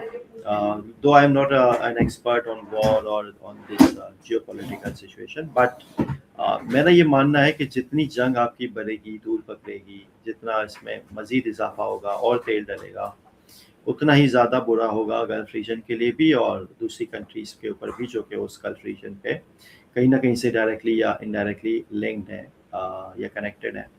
सो मेरा ये ख्याल है कि जंग जितनी जल्दी ख़त्म हो जाए, ईरान के लिए भी अच्छा है, गल्फ रीजन के लिए भी अच्छा है। सो द थिंग इज़ के क्या गल्फ कंट्रीज़ खुद तैयार हैं कि इसको जल्द से जल्द ख़त्म किया जाए, या खुद जो है वो अब जो है वो कुछ बदला लेने के मूड में है, या कुछ वो सोच रहे हैं कि अच्छा अब हम भी आपको सबक सिखाएंगे। सो वो दिमाग क्या चल रहे हैं ना टॉप लीडरशिप के। आवाम तो देखें, आवाम के लिए तो हमेशा नुकसान ही होगा, बिजनेस के लिए हमेशा नुकसान होगा। कोई भी बिजनेस, कोई भी आवाम, कोई भी इंसान ये नहीं चाहेगा कि जंग हो, जंग धूल पकड़े, ठीक है। उसमें हमेशा से उसका नुकसान है, उसको डर भी लगा रहेगा। जो मेरी आज भी बात हुई है यूएई में, क्योंकि one of the company represent उनके जो टॉप मैनेजमेंट है, दे आर इन यूएई। तो वहाँ फ्लाइट्स भी बंद हैं, वहाँ पे ज़्यादातर बहुत सारी जगहों पे वर्क फ्रॉम होम है, और कुछ ऐसे एरियाज हैं जहाँ पे वो नज़र आ रहा है। तो मुझे किसी ने बताया कि मैंने अपने बैल्कनी से वीडियोस लिए हैं कि एक तरफ से जो है कोई मिसाइल या कोई ड्रोन है और दूसरी तरफ उसको इंटरसेप्ट किया जा रहा है। सो उनको ज़ाहिर डर भी लगा हुआ है कि कभी भी ये कोई भी हमारे जो बैल्कनी के सामने हो रहा है वो हमारे बिल्डिंग पे भी आ सकता है। तो एक आप समझ रहे हैं, एक बड़ी ख़तरनाक सिचुएशन है बहुत सारे आवाम के लिए कि हम पे कब अटैक हो जाए। एक डर का माहौल भी है, ठीक है। फिर आपके कम्यूटेशन भी कम हो रही है और बहुत सारे वर्क फ्रॉम होम चल रहे हैं। तो जाहिर है कि ये सिचुएशन आवाम के लिए, बिजनेसेस के लिए तो ठीक नहीं है, ये बात तो तय है ना। अब सवाल ये है कि जो दोज इन पावर हैं वो उनके जहनों में क्या चल रहा है। उनका ये है कि इसको जल्द से जल्द ख़त्म किया जाए। तो हमेशा मुझे लगता है कि जब भी आपकी वॉर होती है उससे नुकसान ही होता है। सपोज अच्छा चलो बंद हो जाती है ये वॉर, उसके बाद क्या। मैं तो आपको बता रहा हूँ कि पिछले कम से कम 50 साल से, ये शायद ज़्यादा, मैंने तो हमेशा वॉर ही वॉर देखी है गल्फ रीजन में। मैंने आपको बातों बातों में बहुत सारी मिसालें दी, मुख्तलिफ कंट्रीज़ का बताया, इराक, कुवैत, लेबनान, आपका ये जो लीबिया। कौन सी ऐसी कंट्री बची है जिसमें किसी ना किसी या वॉर से रिलेटेड कोई चीज़ें ना हुई हो, ठीक है, या वो उसके इम्पैक्ट में ना हुआ हो। तो ये बार बार कब तक होता रहेगा, मेरा ये सवाल है जिसका शायद आंसर मेरे पास तो नहीं है कि कब तक चलेगा। कब हम जो है वो अकल के नाखून लेंगे, कब हमें समझ में आएगा कि हम ग्लोबल सिटीजन हैं। बातें तो देखें सब करते हैं ना, कोई इवेंट पे करते हैं, ग्लोबल सिटीजनशिप की बात करते हैं, डाइवर्सिटी की बात करते हैं, ह्यूमैनिटी की बात करते हैं। इतनी बड़े बड़े वो ह्यूमन राइट्स के वो ऑर्गेनाइजेशंस बनी हुई हैं, यूनाइटेड नेशंस बनी हुई हैं, लेकिन इनका रोल क्या है। यूनाइटेड नेशंस का क्या रोल है, for example just to speak, या इस तरह ह्यूमन राइट्स वालों ने क्या, वो सिर्फ बातें ही करनी होती है ना, एहतजाज ही करना होता है, उसके अलावा क्या करते हैं। मेरे लिए तो ये एक मसला है ना, एज अ ह्यूमन, कि ये कब ठीक है, चीज़ें ठीक होंगी। और मैं क्यों एज आवाम के तौर पे या बिजनेसेस के तौर पे अपनी गवर्नमेंट को इन्फ्लुएंस नहीं कर सकता, इंक्लूडिंग इन यूएस। क्यों नहीं वो जो है वो अपने हमेशा से यही होता है, वो सिर्फ थोड़ा सा क्रिटिसिज्म आता है, कुछ मीडिया में रिपोर्ट्स आती है, हमेशा उनके जो भी लीडर आए, चाहे वो रिपब्लिकन हो या डेमोक्रेट्स हो, हर दौर में यही है। आप बुश के दौर देख लीजिए, पहले जो वो सीनियर बुश था उसके देख लीजिए, जूनियर बुश के फिर 8 साल देख लीजिए, चलो एक डिफरेंट आ गया, ओबामा आ गया। ओबामा ने क्या किया, ओबामा से तो हम एक्सपेक्टेशन नहीं कर रहे थे। तो ये बाइडेन ने क्या कर लिया, ट्रम्प आगे भी आने वाला सदर हो जाएगा। मुझे तो नहीं लगता कि ये यूएस की कोई पॉलिसीज चेंज हो जाती है वॉर को लेके। वो तो आप देखें, कोई भी आता है, चाहे वो डेमोक्रेट आए, रिपब्लिकन आए, वही चीज़ें चल रही होती हैं। तो मुझे तो एक चेंज देखना है ना दुनिया में, इंक्लूडिंग गल्फ रीजन में। वो चेंज मुझे नज़र ही नहीं आ रहा है। तो जब तक रियल चेंज नहीं आएगा तो किसी न किसी तरह से इम्पैक्ट रहेगा, गल्फ में भी रहेगा और कंट्रीज में भी रहेगा। तो मैं शायद कुछ ज़्यादा वो इंसान हूँ जो शायद दुनिया को बदलना चाहता है या देखना चाहता है एक अच्छी दुनिया, एक आइडियल, मैं शायद आइडियल वर्ल्ड में रहना चाहता हूँ। मुझे इस दुनिया में जन्नत चाहिए, मुझे पता है बन सकती है, लेकिन बहुत सारे लोग शायद मुझसे एग्री नहीं करेंगे। वो कहेंगे कि यार इस दुनिया में अगर जन्नत होनी थी तो अल्लाह ताला जन्नत नहीं बनाते हैं। मैं नहीं मानता, मैं समझता हूँ दुनिया भी हम जन्नत बना सकते हैं। मेरे नज़दीक तो यही दोज़ख और यही जन्नत है। आपका क्या व्यू है इसमें? I would say why does it matter what you want? Why? Why Sorry? does it matter what you want? Why does it matter? Yeah. Why shouldn't matter? भाई मैं तो कह रहा हूँ इंसानियत, मेरे लिए ये इंसान है ना, तो इंसानों की बनाई हुई दुनिया है ना, और इंसानों के लिए ठीक ना हो, इंसानों ने अपने लिए दुनिया जहन्नुम बना ली है, मैं ये बात कर रहा हूँ आपसे। I तो वो totally जो understand what you're जहन्नुम बना saying. रहा है वो I इसको जन्नत भी तो totally, बना सकता है ना। I totally understand what you're saying. What I'm saying is that just because you want something, it won't become a reality. नहीं, why do I want it ना, why is more important than what, why is important ना, हम we are humans and we have created a lot of problems for each other. ये wars भी उनमें से एक है ना। क्या See, इंसान को पता नहीं है कि जंग से हमेशा नुकसान होता है, जंग हमेशा तबाह करती है, जंग जलाता है, जंग जो है जान भी ले जाती है, इकोनॉमिक्स भी ले जाती है, भूख और एहतियाज दे के जाती है।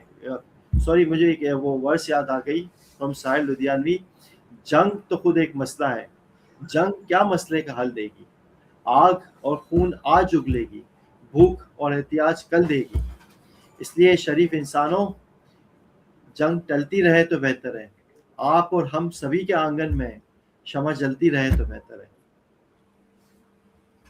very well said, Shehzad. But still, I would say, why does it matter what you want? Because those people who are in power do not care. And you're saying that system can be good and we can have peace in the world. It's possible to create an ideal just society. Yes, that is possible, but that is when just people are in power. People who care about the people are in power. When people who are absolutely pedophiles, who are absolutely criminals, who are absolutely unjust, who have done crimes all their lives, who have betrayed people all their lives, when such people are in power, it doesn't matter what you want. The world would work the way it works. And if you really care about how the world should work, maybe you should have power yourself. And if you cannot, it doesn't matter what you want. Yes, तो अगर आपने मैंने इसमें बातों बातों में कहा था कि हम कितना इन्फ्लुएंस करते हैं एज पीपल, एज बिजनेसमैन, मैं वही बता रहा हूँ कि बिजनेसमैन अगर प्रेशर डालेगा तो जो दोज इन पावर है वो भी इम्पैक्ट होंगे, वो कहीं ना कहीं उनको वो डिसीजन मेकिंग में उसको देखेंगे। मैंने अपनी बातों में ये चीज़ कही थी और 2-3 दफ़ा मैंने फ्लो में कह गया था ये, तो मैं तो देखता हूँ, देखें हम नहीं चाहेंगे, हम चेंज करना खुद ही नहीं चाहेंगे, फिर चेंज नहीं आएगा। मेरे ख्याल से सिर्फ ये प्रॉब्लम होनी है, आई एब्सोल्युटली एग्री, जो आप बात कर रहे हैं वो है absolute power corrupts absolutely, right. जितना ज़्यादा पावर होगा उतना ज़्यादा करप्शन फैलेगी। और अगर मैं उसको अगर दीन की भी बात करूं, कुरान में भी है जो फसाद फैलाने वाले मत बनो ना, ज़मीन में फसाद यानी करप्शन इन द वर्ल्ड। तो करप्शन इन द वर्ल्ड को खुदा भी बहुत डिसलाइक करता है, वो हमेशा फसाद के खिलाफ है ना, कोई भी दीन होगा वो फसाद के खिलाफ ही होगा, राइट। सो फसाद फैलाने वाले हैं ना, वो दोज इन पावर्स ही होते हैं हमेशा, जिनके पास एब्सोल्यूट पावर्स हो। लेकिन मैं कह रहा हूँ कि हम भी तो कुछ नहीं कर रहे होते हैं ना, हम एज अ नेशन, मैं समझता हूँ हम भी बड़े एपेथेटिक हैं, हम भी जो है ना तो एक दूसरे पे से ब्लेम गेम्स में रहते हैं। आपने खुद ये बात बताई, एक माइंडसेट है हमारा, हम उससे ज़्यादा हम अपना रोल नहीं प्ले करते हैं। हम यही समझते हैं कि हमारे पावर्स में कुछ नहीं है, हम जो है ना बिल्कुल मतलब वही है ना कि हम जैसे एक मूवी के अंदर हैं लेकिन मूवी का पार्ट नहीं है, सब हम बस उसको देख रहे हैं, हमें सिर्फ कंस्पिरेसीज, हमें दूसरों पे कोई सब ये बुरा वो बुरा, ये गलत वो गलत। मजहब में भी ऐसा ही है, पॉलिटिक्स में भी ऐसा ही है, इकोनॉमिक्स में भी ऐसा ही है। हम जॉब भी करते हुए दूसरों को इल्ज़ाम देते हैं कि उसने काम गलत किया, उसने ठीक नहीं किया, उसने ठीक, ये हमेशा यही एक माइंडसेट बना होता है ना, अपने ऊपर हम नहीं देख रहे होते। मजहब में भी यही करते हैं, मजहब में भी हम जिस फ़िका को मानते हैं उस फ़िका के अलावा बाकी सबको हम समझते हैं कि वो तो मुसलमान ही नहीं है, वो तो काफिर है या वो तो जहन्नुमी है, सोचते ही नहीं सोचते। हमें से अक्सरियत मेरे ख्याल से ये सोचती है, दूसरों को गलत मानती है, ठीक है। मैं किसी पर्टिकुलर की बात नहीं करना चाह रहा। इसी तरह सॉरी आपने कट कर दिया तो अब आप बोल लें। When you talk about the mindset, when you talk about mindset to blame other people and talk negatively, have you ever wondered why certain people have that kind of mindset more than the people? Now again, if you really care what you want, if you really care to realize what you want, you should go into the details of why people are how they are, and maybe we should have psychological and social psychological analysis, and maybe simply not blame them for being bad.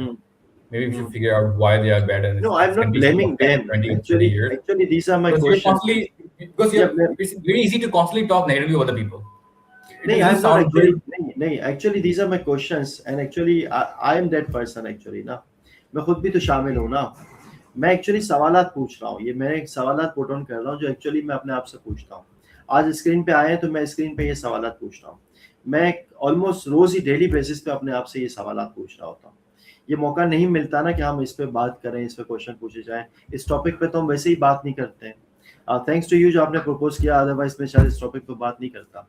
मैं सोचता कि यार being an accountant या CFO मैं क्यों इस topic पे बात करूं, मैं तो शायद इस सोच में रहता ना। आपने मुझे एंगेज किया तो मैं आज एंगेज हुआ ना। ये आपने मुझसे ये बातें पहले तो कभी नहीं सुनी थी, या एटलीस्ट एक दुक्का लोग जो क्लोज सर्कल में होंगे वो उन्होंने बात सुनी होगी। लिंक्डइन पे, यूट्यूब पे तो किसी ने मुझे इन बातों पे नहीं देखा होगा ना। तो ये तो अंदर की बातें आज सामने आ रही है ना। तो मेरे तो ये क्वेश्चन है अपने आप के ऊपर भी है, विच मीन्स हम कुछ ऐसे कंडीशंस में है, कंडीशनिंग हुई है हमारी माइंडसेट की, जिसकी वजह से हम ऐसे हैं। जो ये बिहेवियर है it's a result of our previous conditioning और ब्रेन वॉशिंग और ब्रेन ट्रेनिंग, ठीक है। तो हम over the period of time, और दूसरा ये कि जब हम ऐसे हालात से गुजरते हैं, मैं आपको बता रहा हूँ ना, मैं बचपन से जंग देखता आ रहा हूँ और आइंदा भी देखूंगा। ये कल को बंद हो जाएगी, चलो ईरान ये आपकी बंद हो जाएगी, फिर दोबारा कोई वॉर ब्रेकआउट होगी, दोबारा ईरान होगा, लेकिन ये चीजें तो चलती आ रही है ना। अच्छा, मेरे पेरेंट्स ने तो वो देखी है, वर्ल्ड वॉर 2 देखी है। मेरे दोनों पेरेंट्स जो थे वो दोनों इंडिया में थे और दोनों देख चुके हैं वर्ल्ड वॉर 2, ठीक है। और हम जो बातें कर रहे हैं कि हमने दुनिया देखी, ये देखी, भाई जो हमारे पेरेंट्स ने देखी वो तो उन्होंने तो सब कुछ देखा है। हम बात कर रहे हैं कि मिलेनियम ने ये देखा, मिलेनियम, भाई मिलेनियम से ज्यादा तो हमारे पेरेंट्स ने देखा है ना। हमने तो वर्ल्ड वॉर 2 नहीं देखी ना, हमने तो वो पाकिस्तान बनते हुए नहीं देखा ना। वो भी तो एक कंडीशन थी ना, लाखों लोग मारे गए थे, हिंदू भी मुसलमान भी, लाखों हिंदू लाखों मुसलमान। ये जब माइग्रेशन हुई थी, ये माइग्रेशन पिछली सदी का सबसे बड़ा सानिया था। इतनी बड़ी जो कत्ल है वो वॉर में भी नहीं हुए जितने पाकिस्तान इंडिया में ये माइग्रेशन के वक्त जो लोगों की डेथ हुई है। डेथ तो सबसे ज्यादा था, वॉर में भी इतना नहीं था। तो उन्होंने तो वो देखा, इस तरह और भी बहुत कुछ देखा उन्होंने। 65 की वॉर देखी, 71 की वॉर देखी, और बहुत कुछ देखा। मैं कह रहा हूँ कि यार ये चीज़ सिलसिला तो चलता ही रहेगा ना। हम हमेशा बात भी करते हैं तो शॉर्ट टर्मिज्म पे बात करते हैं ना। हम अगर सोल्यूशन पे भी बात कर लेंगे, यार हमारी गवर्नमेंट भी बात कर लेगी, तो क्या सोल्यूशन पे बात करेगी? वो यही बात करेगी ना कि efficient use of oil and fuel for the time being, के जब ये मसला सेटल नहीं हो जाता। हो सकता है हम कहें कि हमारे पास फ्यूल ही नहीं है तो कम्यूटेशन बंद कर दो, ट्रांसपोर्टेशन बंद कर दो, जैसे कोविड में की थी, आप घर से काम करें। एक हाईली लाइकली ये सिचुएशन भी हो सकती है ना। एक बता रहा हूँ कि ये सिचुएशन भी आ सकती है। जब फ्यूल नहीं होगा तो क्या करेंगे? हमारी गाड़ियाँ तो नहीं चलेंगी, इंडस्ट्रीज नहीं चलेंगी, तो क्या करेंगे? बहरहाल मैं आ रहा हूँ कि हमने कभी फ्यूचर को लेके माइंडसेट पे बात नहीं की है। अच्छा, सवाल ये है फिर आपका, मुझसे ये सवाल होना चाहिए आपका, या मेरा अपने आप से ये सवाल होना चाहिए कि इसका हल क्या है, ये चीज़ें ठीक कैसे होंगी। यही है ना कि क्यों ऐसा है। मैं समझता हूँ मेंटल कंडीशनिंग है, तो मेंटल कंडीशन एक दिन में तो नहीं हुई है ना, इस पे तो ईयर्स हमने लगाए हैं इस मेंटल कंडीशनिंग पे।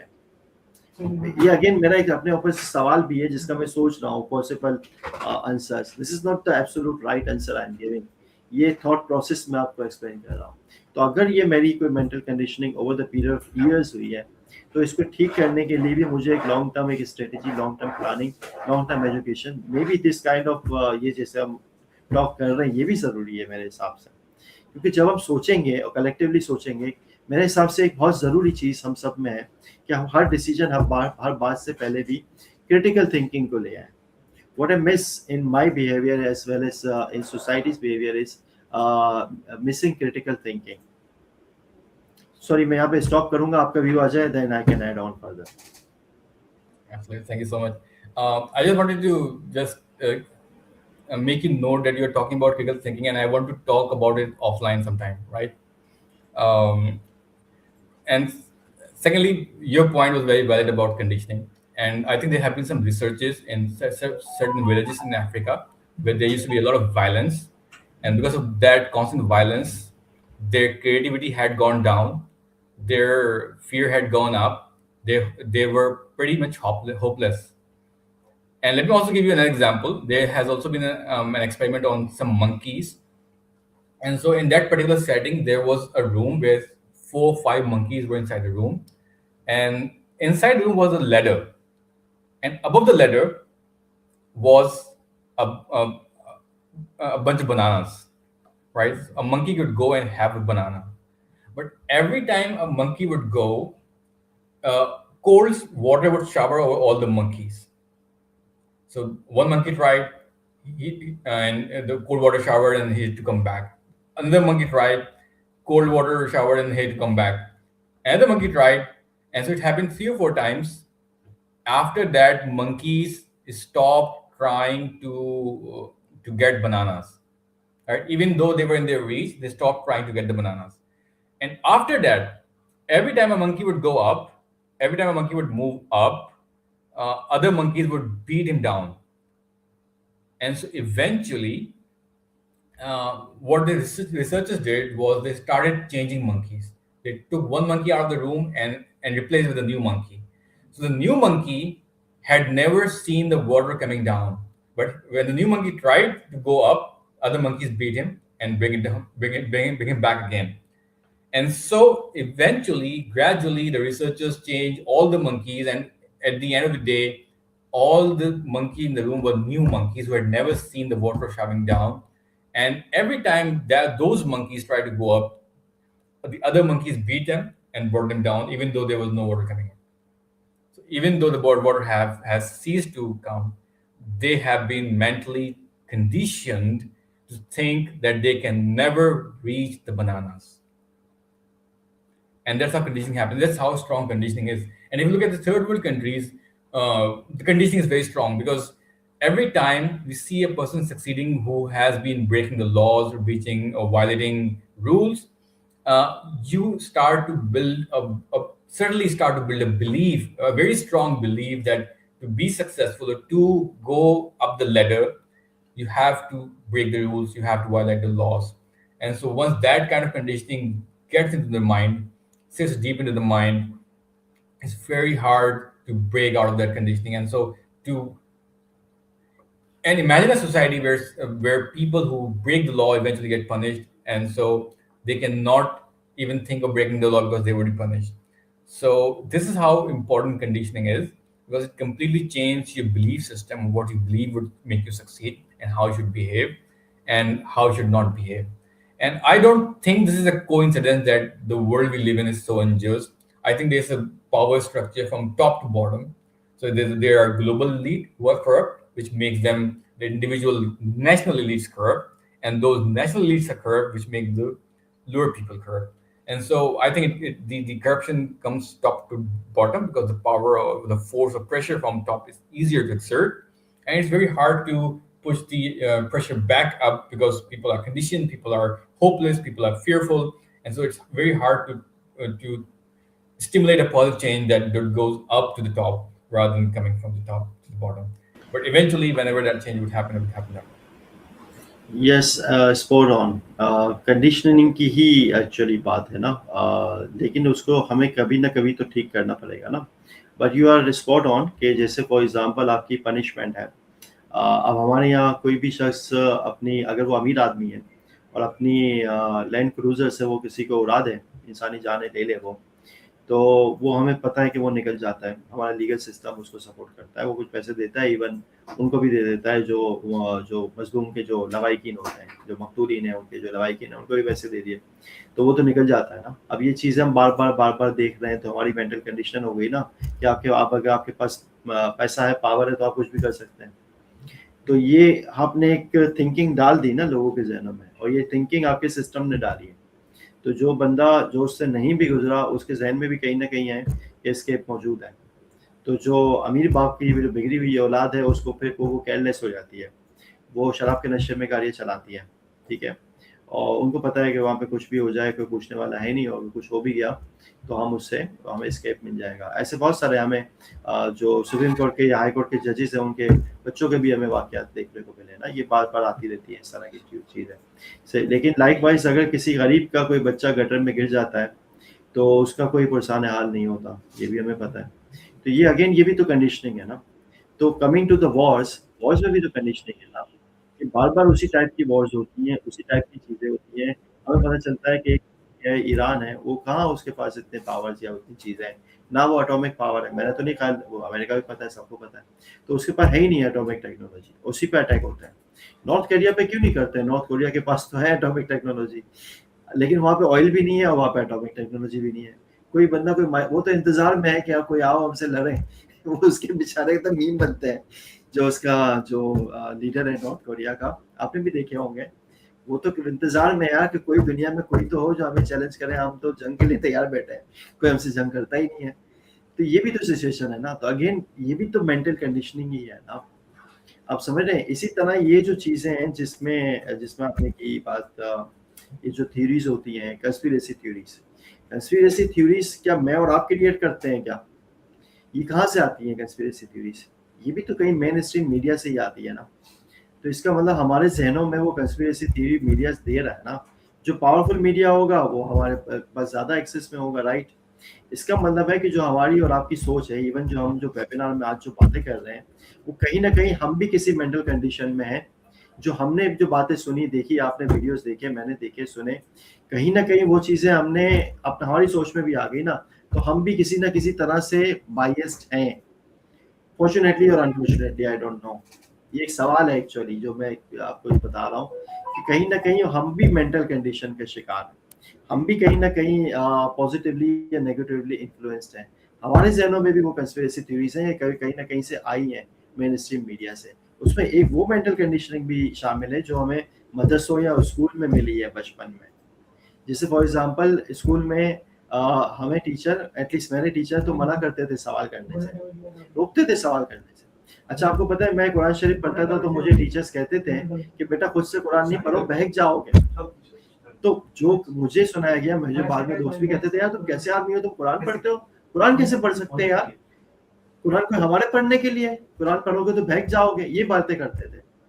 आप समझ रहे हैं, ये मेंटल कंडीशनिंग थी ना, ये हमारी पूरी कौम की कंडीशनिंग है। वो समझते हैं कुरान हमारे पढ़ने के लिए नहीं है, समझने के लिए नहीं है, ये कंडीशनिंग है ना भाई। उनको लगता है कि कुरान पढ़ोगे तो बहक जाओगे क्योंकि कुरान आपको समझ में नहीं आएगा। कुरान के वो समझते हैं कि पर्टिकुलर एक लोग हैं जिनको आपने आउटसोर्स करना है। आप समझ रहे मेरी बात? जैसे हमारे अकाउंटिंग की फील्ड होती है ना, तो वो कहते हैं कि हम चार्टर्ड अकाउंटेंट या किसी बिग फोर को आउटसोर्स करेंगे ना, ऐसे कुरान को भी वो समझते हैं कि उसको आउटसोर्स करना होता है किसी को, खुद नहीं पढ़ना होता। अब ये क्या चीज़ है?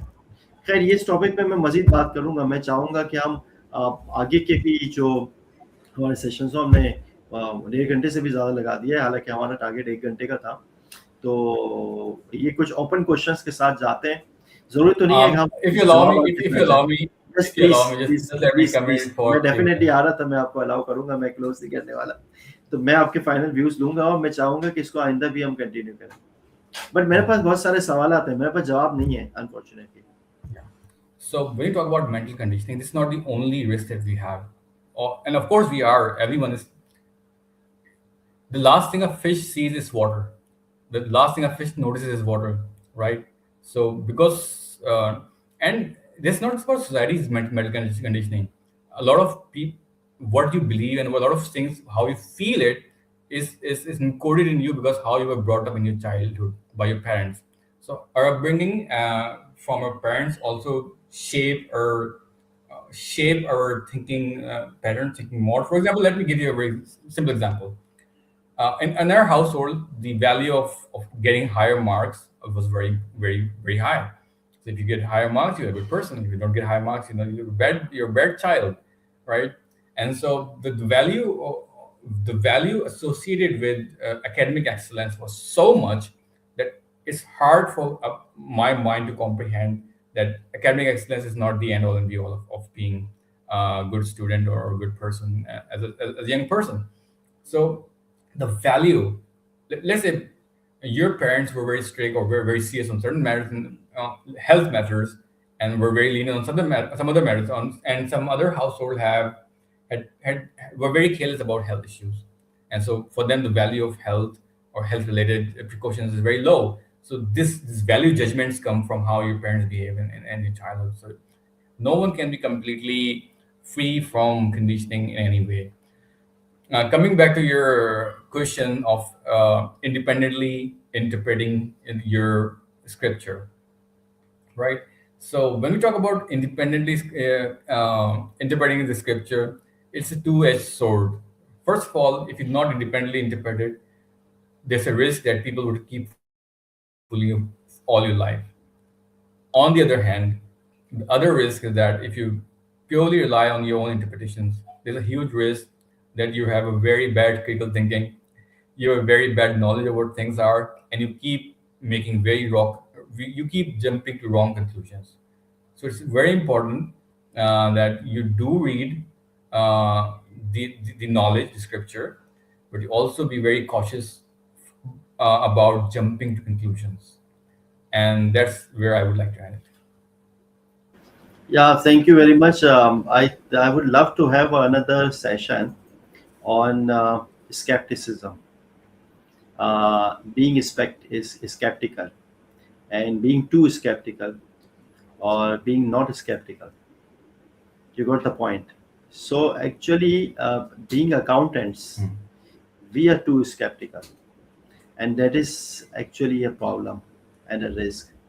Although we think that we are risk averter, but actually we are at the same time we are taking a huge risk on being too critical, being too skeptical, right? So that's a topic for another day. We will also discuss on this topic. This is very relevant. And secondly, I would love to ask my audience whether we should invite guests into our podcast, and what do you think on our webinars. And actually, I'm being myself in these podcasts, and I discuss it with the bottom of my heart. So whatever I think, whatever questions I have, so I'm not I come unprepared and unscripted. So there is no script, there is no preparation. I don't know what question comes up next. I don't know what I'm going to say about anything. So I'm just being myself. So do you like being myself? And these, do you appreciate these kind of discussions? If not, I would love to have a presentation based podcast or webinar, and we just talk about few things in a certain manner. So I'm not sure. I would love to have feedback from the audience. Uh, so that's it for today. This is me, and if any last comment by Imad, I would love to have that. After that, I would say goodbye to everyone. Thank you. Thank you, Shehzad. I would just like to comment on being yourself. I think you are, that's what brings energy to this podcast. You're being yourself. I'm being myself. We have not prepared. We have not scripted this podcast in any way. And if you're just reading a script, that's what basically I do in my other podcast for IFRs, where I have to prepare for what content would be delivered. But that's what it's like, because that podcast is expected to be boring and only people who really need it would want to watch it. But this podcast has to be energetic. It has to be exciting. It has to be funny. And so maybe we should, keep improvising the way we are doing. But obviously, audience feedback is more than welcome. Any final take on this, Shehzad? Yeah. Thank you very much. With that, let's end up this. And I would love to have, as I said earlier, comments and feedback from the audience. Please comment. Please provide feedback here, publicly, privately, DM, WhatsApp text, call, anything. I would love to have your feedback. And also give a feedback whether we should have it in one language, say English, or Urdu, or Minglish, little bit of Urdu, little bit of English. So whatever you want, so we can adapt. And we are also learning from you actually, and we are also learning from our own streaming experience as well. So that's it. Thank you very much, everyone. This is Shehzad Dhedhi. Thank you, Imad, for joining me today. Allah Thank you, Hafiz. everyone. Thank you, Shehzad. Allah Hafiz. Islam.